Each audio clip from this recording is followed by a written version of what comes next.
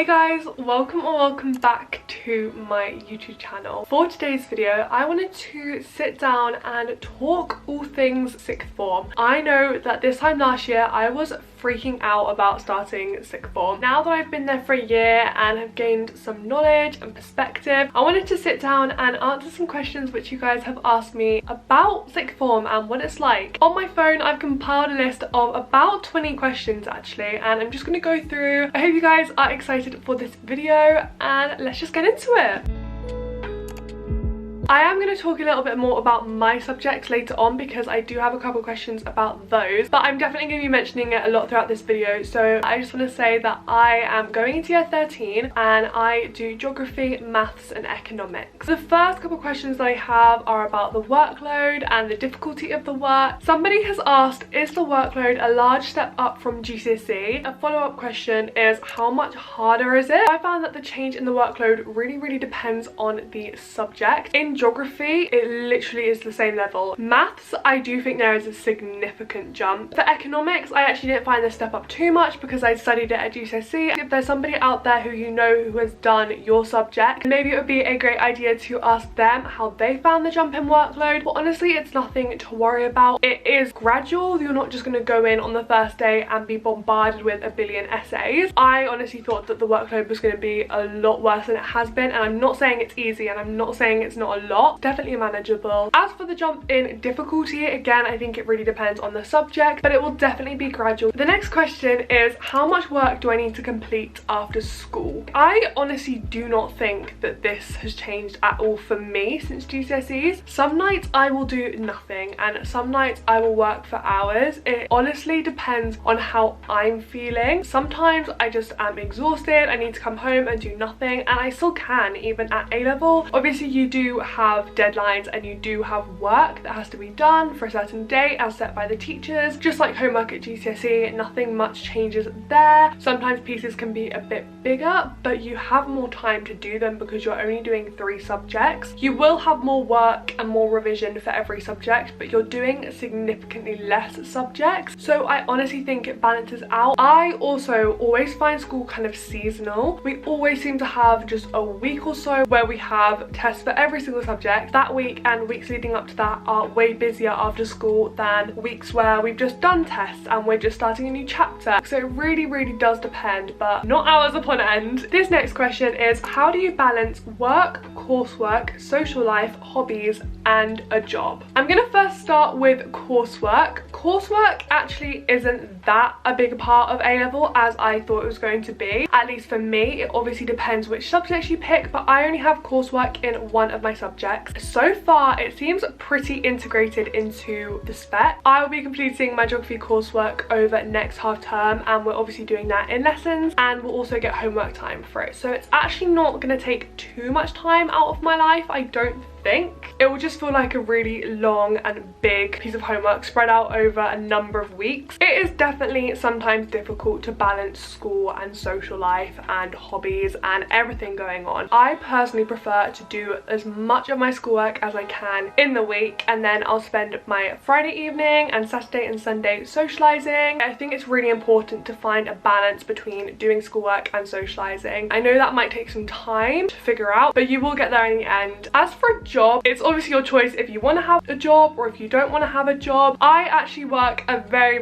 mini job at my school, which is amazing because it's at lunchtime, so it takes no time out of my day, but babysitting is the way where I earn most of my money, honestly. I just find babysitting is the best job. Everyone will want to do their own thing, and if you do think you can take on a job as well, then definitely do. But I have also had friends that have got jobs and then have quit them simply because it's just too much for some people. I do not think I could take on the commitment of a job right now either. The next question is, when should you start your revision? I don't think there's any point in starting revision months and months before any sort of exam. Let's be honest, by the time you get to the exams, you're gonna have forgotten everything that you started revising. It really depends on how much you want to do. One thing I will say is, when I revised for my mocks, I spent a lot of time making revision material. which kind of held me back because I spent so long on that and less time on actually doing the questions and everything that's actually going to get the information to stick in my brain. My plan for next year, and something that I would really recommend to anybody going into year 12, is to make the revision material as you go along. I'm talking flashcards, mind maps, whatever it is that you do, make that as you go along, because when you come to revise you'll find you've got much less on your plate. Somebody has asked me, how do you stick with a subject if you start finding it increasingly difficult throughout year 12? I wish I could give you a great answer for this one, but I'm gonna be a little bit frank here. You can't drop out, so you just have to stick with it. I've definitely struggled with this with both maths and economics. You just have to stick at them and maybe put in a little bit of extra work, go back and go over some of the old content that you don't understand. The next question is, what essential stationery do you need? And a second question is, what's your organisation system? I actually did make a video recently on my back to school supplies haul, so I'll link that in the description box down below. I showed you guys all the stationery which I bought. I'm also going to be doing a video soon all on how I organise, because I didn't realise how many people wanted to know this. I would love to sit here and talk about it and include it in this video, but I would be here for ages, so that is definitely going to have to be a whole separate event, but it's going to be coming very shortly, so look out for that. Somebody has asked me, what is the first day like? Obviously it's very different depending on your school. I know at my school we have back to school assemblies and all that jazz, but in terms of lessons and just starting sixth form, honestly you'll just have the normal introductions. You'll get to know your teacher, you'll get handed out any resources they want you to have. It's just like a normal back to school year. The next question is, how useful are free periods? Free periods can be as useful or as useless as you make them. It's completely up to you. Sometimes I'm very productive in my frees, especially if I have a double free. Sometimes I will just sit in the refectory and chat to my friends, but if you want them to be really productive, you can make them really productive, and if you just want to sit and chill and kind of de-stress, you can. It honestly is up to you how you use your free periods or your study periods. The next question sort of follows on from that about frees, and it is, what is the best way to use your frees? Obviously probably getting some work done is the best use of them, but also if you're having a stressful day and you just need 5 minutes or however long to chill, then honestly that's a more productive way of using your frees. What do you do at lunch? At my school, sixth formers are allowed to go into town at lunch, so sometimes we pop into town, get a meal done or something. Otherwise we will just sit in the refectory or sit around school and just chat. It really doesn't change much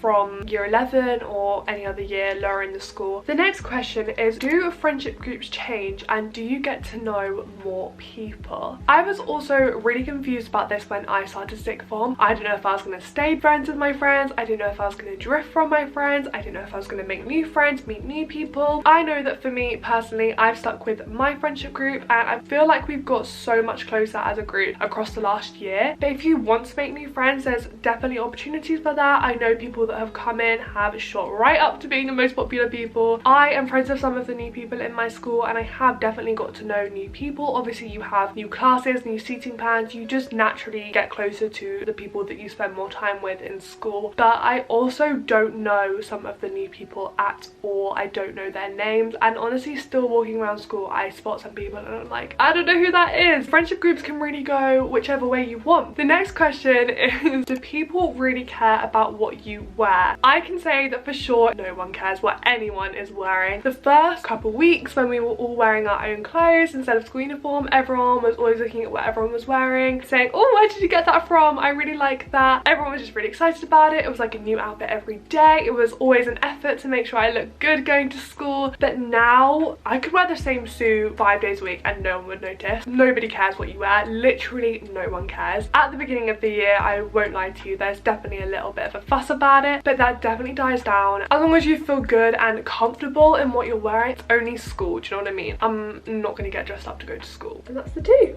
The next question is, what is the hardest part of sixth form in your opinion? This is a good question. I think that the hardest part about sixth form is keeping going with subjects and topics that I'm struggling with. For me personally, if I'm struggling with something, my confidence will go straight down. That is probably what I find most difficult, but that will be different for everyone. What was the biggest change from GCSEs to sixth form? The biggest change is definitely the structure of the school day. day. The free periods make such a difference. Since we had free periods, I cannot imagine going back to school and doing 5 lessons a day. The thought of doing that actually slightly scares me. I don't know how I used to do it. I really don't. Just to finish off this little chatty Q&A about going back to school, I have a couple of subject specific questions. The first question is, how hard is A-level maths in comparison to GCSE? I won't lie to you, it is not an easy subject. It's very, very challenging, very, very,